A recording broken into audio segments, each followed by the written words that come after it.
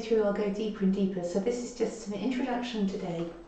So what about the actual bones of the skeleton? Obviously when you see a skeleton like this, it's a cast, it's a plastic cast that's taken from a real skeleton. A mould has been made from a real skeleton.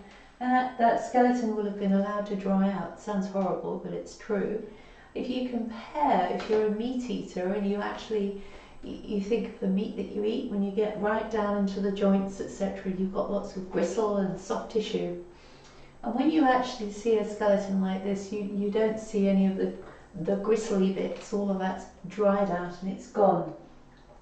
So the skeleton itself seems rather sort of disjointed. I can't move this one very much because it's just stacked like this, and if I do, it's probably going to fall over.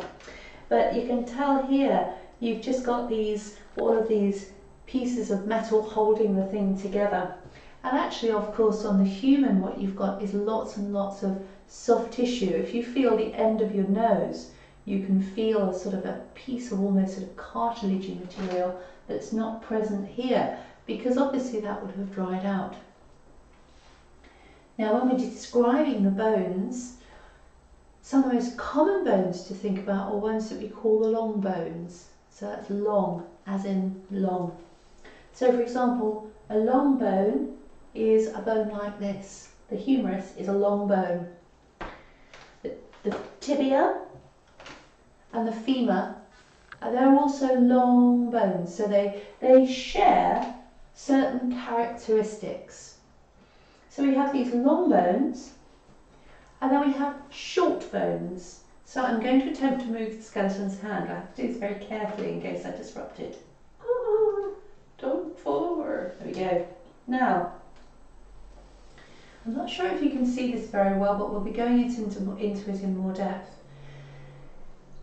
In this area here, which is just at the back of your wrist, this sort of area here, you've got a number of very small bones. So these small bones fit next to each other almost like a jigsaw puzzle. And these bones here, these are like small versions of your long bones. And then you've got small bones here. Eek, don't fall over. You've also got small bones down in the foot.